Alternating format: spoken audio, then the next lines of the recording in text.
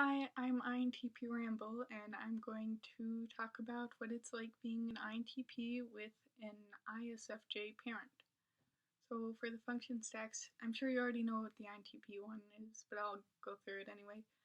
For INTPs, it's TI, NE, SI, and FE, and for ISFJs, it's SI, FE, TI, and NE. So, what I'm good at, my mom isn't as strong at, and what I'm bad at, my mom is very good at. So this has caused its problems in the past. So I'll talk about that and try to stop saying so often.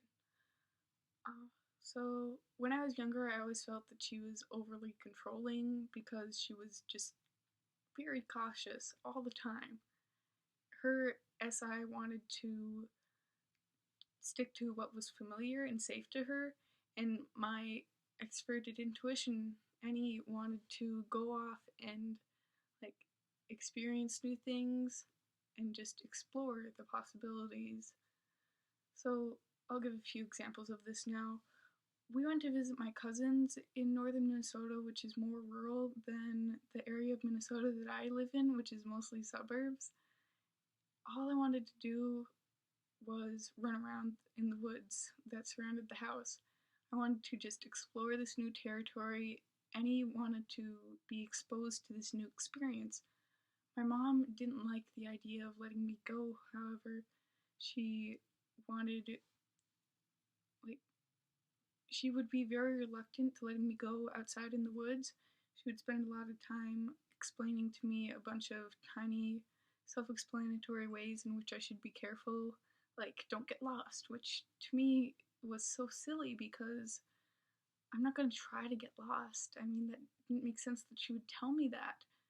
And so I'd get a little frustrated with her for being so reluctant, but also sometimes she just wouldn't let me go outside. She'd say, well, why don't you just stay inside where I can see you? And I got so frustrated with her for that because I wanted, like, why would I want to be in a house? I know what the inside of a house is like.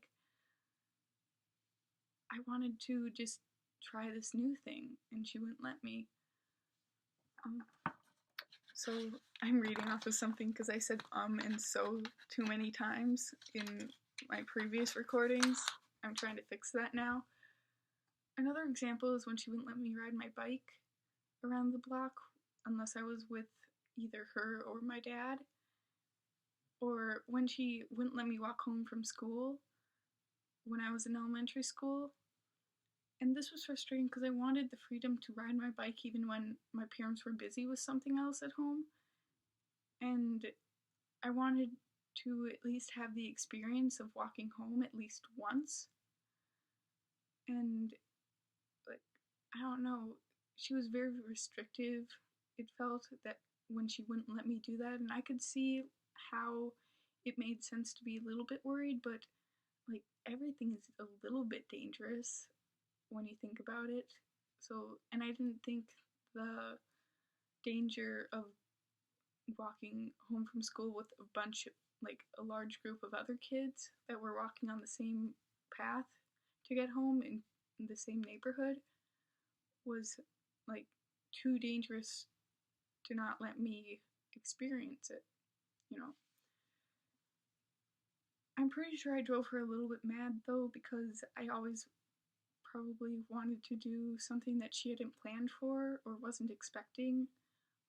And I think that she sometimes thought that there was something wrong with me because I wasn't good at what she was naturally good at. I think this has to do with, like, SI and FE together.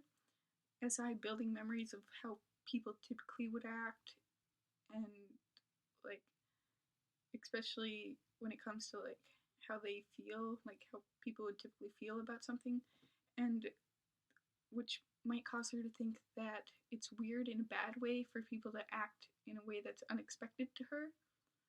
So when I didn't act as social as she expected, or as emotionally, when I wasn't as emotionally expressive as she was, she might have thought that there was something wrong with me. And being any inferior, I think that she sometimes had a hard time like considering other possibilities and gathering all these different variables in a way that like made sense to her and didn't stress her out, because that's what our inferior functions do to us. They stress us out a little bit.